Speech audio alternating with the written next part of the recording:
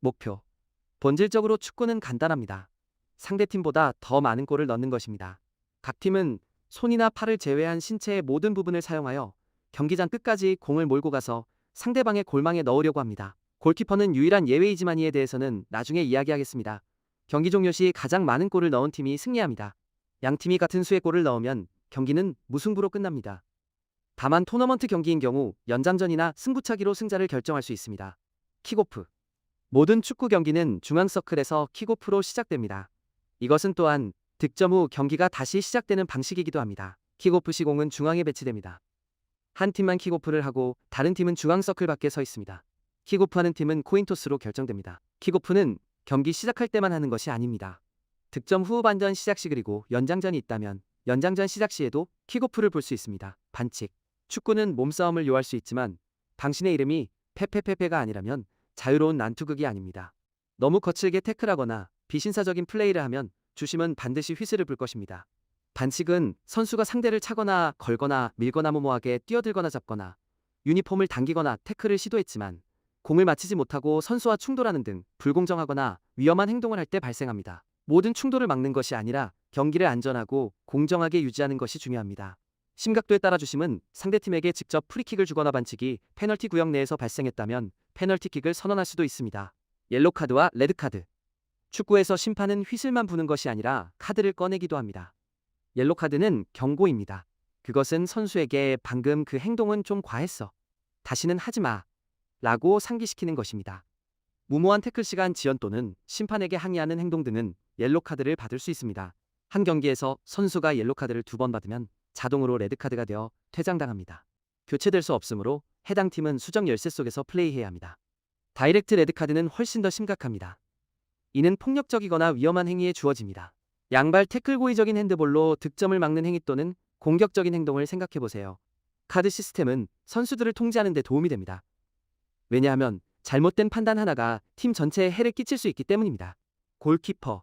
골키퍼는 경기장에서 손을 사용할 수 있는 유일한 선수이지만 홈팀의 페널티 에어리어라는 특정 구역 내에서만 가능합니다. 그 16.5m 구역 안에서 그들은 손, 팔 또는 몸으로 공을 잡거나 쳐내거나 밀어내서 골문에 들어가는 것을 막을 수 있습니다. 페널티 구역 밖에서는 다른 선수들과 마찬가지로 손을 사용할 수 없습니다. 골키퍼의 임무는 자신의 모든 능력을 동원하여 골대를 지키는 것입니다. 핸드볼 반칙. 축구에서 손이나 팔로 공을 건드리는 것은 일반적으로 금기 사항입니다. 앞서 언급했듯이 골키퍼가 아닌 경우 선수가 공을 통제하거나 막거나 방향을 바꾸기 위해 고의로 손이나 팔을 사용할 때 핸드볼 반칙이 발생합니다. 반드시 고의적으로 보일 필요는 없습니다. 팔이 부자연스러운 위치에 있거나 불공정한 이점을 제공한다면 여전히 반칙이 선언될 수 있습니다. 그렇기 때문에 수비할 때 선수들이 양팔을 몸에 붙이거나 등 뒤로 모으고 뛰는 것을 볼 수 있습니다. 의도하지 않은 것과 의도적인 것 사이의 경계는 모호할 수 있지. 만주심과 VAR은 결정을 내리기 위해 노력할 것입니다. 그들에 대해서는 나중에 더 이야기하겠습니다. 페널티킥. 페널티킥은 축구에서 가장 큰 순간 중 하나입니다. 그것은 11m 거리에서 키커와 골키퍼가 1대1로 맞서는 것입니다. 페널티킥은 페널티 에어리어 내에서 반칙이나 핸드볼이 발생했을 때 주어집니다. 그 충돌이 아무리 사소하더라도 상관없습니다. 페널티 에어리어 내에서 반칙이 발생하면 주심은 페널티 스폿을 가리킵니다. 공은 11m 지점에 놓이고 슛이 이루어질 때까지 키커와 골키퍼만이 이 구역에 머무를 수 있습니다. 골키퍼는 공이 찰 때까지 골라인에 서 있어야 합니다. 미리 움직이면 안 됩니다. 그것은 경기 전체의 흐름을 바꿀 수 있는 높은 압박감의 순간입니다. 긴장감 심리 전 때로는 감격적인 세리머니나 가슴 아픈 좌절을 보게 될 것입니다. 일부 경기는 승자가 결정될 때까지 팀들이 11m 지점에서 번갈아가며 슛을 하는 승부차기로 결정되기도 합니다. 오프사이드. 오프사이드 규칙은 축구에서 가장 오해하기 쉬운 규칙이지만 경기를 공정하게 유지하기 위해 존재합니다. 선수가 공과 뒤에서 두 번째 수비수보다 상대 골대에 더 가까이 있을 때 옵사이드로 간주됩니다. 동료가 그들에게 패스하는 바로 그 순간의 말입니다. 이런 일이 발생하면 심판은 경기를 중단하고 상대팀에게 공을 줍니다. 그들이 그 후에 어디로 움직이는지는 중요하지 않습니다. 모든 것은 패스가 이루어지는 순간 그들의 위치에 달려 있습니다. 당신이 하프라인 뒤편에 있다면 오프사이드가 아닙니다. 또는 뒤에서 두 번째 수비수와 나란히 서 있거나 공이 패스될 때 공보다 뒤에 있다면 오프사이드가 아닙니다. 이것은 파울 반칙이 아니라 위치 반칙일 뿐이지만 멋진 공격 기회를 망칠 수 있습니다. 그렇기 때문에 공격수들은 움직이는 타이밍을 매우 신중하게 맞추고 수비수들은 오프사이드 트랩을 걸기 위해 라인을 올리려고 노력합니다. 이렇게 생각해 보세요. 전투가 시작되기 전에 적진 뒤로 몰래 빠져나갈 수는 없습니다. 선수 교체. 교체 권한은 팀이 지친 선수를 바꾸거나 경기 중간에 상황을 변경할 수 있도록 허용합니다. 현재 대부분의 리그에서는 한 경기당 팀당 최대 5명의 교체를 허용합니다. 일단 교체된 선수는 경기장으로 다시 돌아올 수 없습니다. 감독들은 새로운 에너지를 불어넣거나 포메이션 또는 전술을 변경하거나 부상당한 선수를 교체하거나 또는 점수를 지키기 위해 약간의 시간을 지연시키는데 교체 권한을 사용합니다. 대기심이 경기장을 떠나는 선수와 들어오는 선수의 등번호를 표시하는 전광판을 드는 것을 보게 될 것입니다. 팬들은 좋아하는 선수가 들어오거나 핵심 선수가 교체될 때 강하게 반응합니다. 경기 시간과 추가 시간. 표준 축구 경기는 90분이며 각각 45분씩 2개의 하프로 나뉩니다. 하지만 경기를 본 적이 있다면 경기가 정확히 90분에 멈추지 않는다는 것을 알 것입니다. 이는 주심이 부상 교체 시간, 지연 VAR 확인 등 중단된 시간을 보충하기 위해 각 하프 끝에 몇 분을 추가하기 때문입니다. 이를 추가 시간이라고 합니다.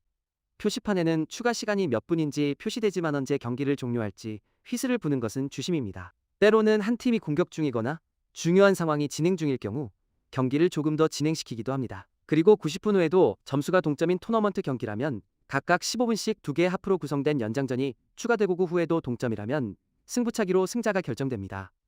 스로인. 공이 터치라인 즉 경기장의 긴 측면을 벗어나면 스로인을 통해 다시 경기에 투입되며 마지막으로 공을 건드리지 않은 팀에게 스로인 권한이 주어집니다. 하지만 스로인을 할 때 따라야 할 몇 가지 규칙이 있습니다. 양발 모두 터치라인 위 또는 뒤에 있어야 합니다. 공을 머리 위로 등 뒤에서 던져야 합니다. 발을 떼거나 농구 패스처럼 공을 회전시키면서 던지면 안 됩니다. 잘못 수행하면 상대팀에게 스로인 권한이 넘어갑니다.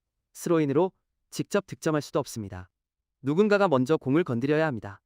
그렇기 때문에 스로인은 일반적으로 경기를 재개하고 공격을 구축하는 방법일 뿐입니다. 미사일처럼 강력하게 스로인하는 선수가 있는 팀을 보고 있는 경우가 아니라면 말이죠. 코너킥과 골킥. 공이 골라인 즉 경기장 끝선을 넘어갔지만 골이 되지 않았을 경우 마지막으로 누가 공을 건드렸는지에 따라 두 가지 상황 중 하나가 발생합니다. 공격팀이 마지막에 공을 건드렸다면 골킥입니다. 수비팀이 마지막에 공을 건드렸다면 코너킥입니다. 골킥은 골대 근처의 작은 구역인 5.5m 구역, 골 에어리어 내 어디에서나 수행됩니다. 골키퍼나 수비수가 경기를 다시 시작하기 위해 공을 찹니다. 다른 누구도 건드리기 전에 공이 페널티 구역을 벗어나야 합니다. 코너킥은 가장 가까운 코너 플래그에서 이루어지며 이는 큰 득점 기회입니다. 여러분은 공격수들이 페널티 구역 안에 밀집해 있고 한 선수가 동료의 머리나 발을 노려 크로스를 올리는 것을 자주 볼 것입니다. 골킥에서 나오는 강력한 클리어링이든 극적인 동점골로 이어지는 막판 코너킥이든이 순간들이 경기를 바꿀 수 있습니다. 페널티 에어리어. 16.5m 구역이라고도 불리는 페널티 에어리어는 각